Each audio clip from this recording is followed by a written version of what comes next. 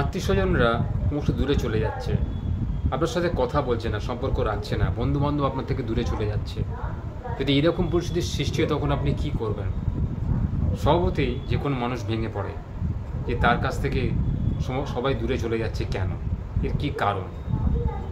একটু যদি অনুধাবন করেন বুঝতে পারবেন যে আপনার হয়তো কিছু উন্নতি হয়েছে, আপনার কিছু প্রোগ্রেস হয়েছে যেটা তারা মেনে নিতে পারছে না, বা আপনি আগের থেকে অনেক ভালো মানুষ হয়ে গেছেন, কর্তব্যপরায়ণ হয়ে গেছেন, পরিশ্রমী হয়ে গেছেন, তাদের সঙ্গে সময় দিতে পারছেন না, তাদের এতে রাগ হয়েছে, বা আপনি তাদেরকে ফোন করে কথা বলতে সময় পাচ্ছেন না, তাদের জন্য সময় বের করে তাদের সঙ্গে আড্ডা মারতে পারছেন না, তাদের সঙ্গে বাজে কথা বলছেন না, সময় নষ্ট করছেন না, আপনার নিজের কাজ নিয়ে ব্যস্ত রয়েছেন আপনি। এইসব দেখে শুনে কিছু লোক আপনার সঙ্গে সম্পর্ক রাখতে চাইছে না, আপনাকে ফোনও করছে না। এতে আপনার মনের ওপর চাপ বাড়ছে, আর মনের ওপর চাপ বাড়া মানেই শরীর খারাপ হয়ে যাওয়া, শরীরের ওপর চাপ বাড়া। এমন যদি পরিস্থিতি সৃষ্টি হয় তখন কী করা উচিত আমাদের তখন উচিত নিজেকে বোঝানো যে ভগবান হয়তো এই দিনটার জন্য আপনাকে এতদিন ধরে অপেক্ষা করিয়েছিলেন। নিজের কাজ নিজে করো, কে কী করলো, কে কী বললো, কে কী ভাবলো, সে বিষয়ে চিন্তা করলে তোমার দিন যাবে না। কারণ প্রত্যেক মানুষের জন্য আলাদা আলাদা ভগবানের প্ল্যান রয়েছে। আপনার জন্য একরকম প্ল্যান, আপনার বন্ধুর জন্য একরকম প্ল্যান, আপনার বাড়ির লোকের জন্য একরকম প্ল্যান, আপনার আত্মীয় স্বজনের জন্য একরকম প্ল্যান, ইত্যাদি ইত্যাদি। তাই কে কী প্ল্যান করছে, কে কী পরিকল্পনা করছে, আপনার বিরুদ্ধে যেতে চাইছে, সেই বিষয়ে ভাববেন না। সবসময় নিজের কথা চিন্তা করুন। ভগবান যা কিছু করেন ভালোর জন্যই করেন।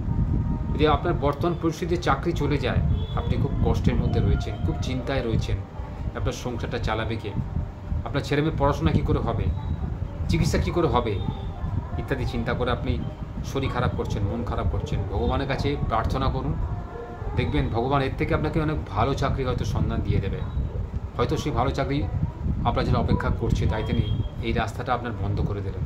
কারণ এখানে আপনি অনেক সমস্যার মধ্যে পড়েছিলেন, এখানে আপনি অনেক দুর্গতির মধ্যে পড়েছেন, দুর্দশার মধ্যে দিন কাটছিল আপনার, ঠিকমতো মাইনে পাচ্ছিলেন না, অফিসে বসের সঙ্গে আপনার বনিবনা হচ্ছিল না, হয়তো আপনাকে প্রচুর খাটাচ্ছে বা আপনাকে কোনো খাটাচ্ছে না, বা আপনাকে কোনো কাজ দিচ্ছে না, আপনাকে বসিয়ে রেখেছে, আপনার সঙ্গে খারাপ ব্যবহার করছে অফিসের কলিগরা কোনো কারণ ছাড়াই।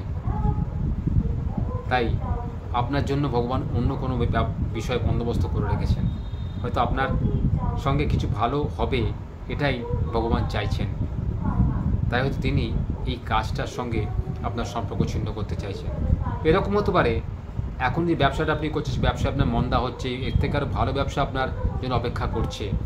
একটু মনোযোগী চিন্তা করুন, ভগবানকে ডাকুন, দেখবেন আপনার সমস্ত কাজকর্ম নির্বিঘ্নে মিটে যাবে। কোনো বাধা বিপত্তি এলেও আপনি সেটাকে সদর্পে নিজের মনের জোর দিয়ে মিটিয়ে ফেলতে পারবেন। সবসময় ভগবানের উপর ভরসা রাখুন। ঈশ্বরে ভরসা রাখলে অনেক কিছু অসম্ভব সম্ভব হয়। ডাক্তাররা যখন অপারেশন থিয়েটারে ঢোকেন, যদি সে সৎ ডাক্তার হন, তারা কিন্তু ঈশ্বরকে ডেকেই তবে অপারেশন থিয়েটারে ঢোকেন, যে আমি যাকে বাঁচাতে যাচ্ছি সে যেন আমার হাতে মৃত্যুবরণ না করে, আমি যেন আমার সর্বশক্তি তাকে বাঁচাতে পারি, তুমি আমাকে বুদ্ধি জুগিও, তুমি আমাকে শক্তি জুগিও ভগবান। কেউ কালীর উপাসক হন, কেউ শিবের উপাসক হন, কেউ বিষ্ণু দেবতার উপাসক হন, ইত্যাদি ইত্যাদি। উপাসক যেই হোক না কেন, আসল হচ্ছে ভগবানকে মন দিয়ে ডাকা। মন দিয়ে ডাকলে একটা পাথরও কিন্তু সাড়া দেয়। তাই সেই মনটাকে আপনাকে তৈরি করতে হবে যে ভগবান আমাকে সমস্ত ক্ষেত্রে সাহায্য করবে, আমি কোনো অবস্থাতে ভগবানের সঙ্গ ছাড়ব না, যত বিপদই আসুক আমি ভগবানের সঙ্গ কোনোদিন ছাড়ব না, ভগবানকে আমি প্রাণপণে ডাকবো, প্রাণপণে ভালোবাসবো, শ্রদ্ধা করব, প্রার্থনা করব। দেখবেন ভগবান আপনার সমস্ত প্রার্থনা স্বীকার করবেন। এটা হতেই হবে। এরকম নজির রয়েছে পুরাণে, বহু কাব্য রয়েছে যেখানে মানে মর্ত্যলোকে জন্মগ্রহণ করেও সে ভগবানের প্রতি অতি বিশ্বাস থেকেই তার কিন্তু জীবনে উত্তরণ হয়েছিল, মৃত্যুমুখ থেকে সে ফিরে এসেছিল। আমরা সবাই ভক্ত প্রহ্লাদের কথা জানি। ভক্ত প্রহ্লাদ, তাকে জ্বলন্ত আগুনে পুড়িয়ে মারার চেষ্টা করা হয়েছিল।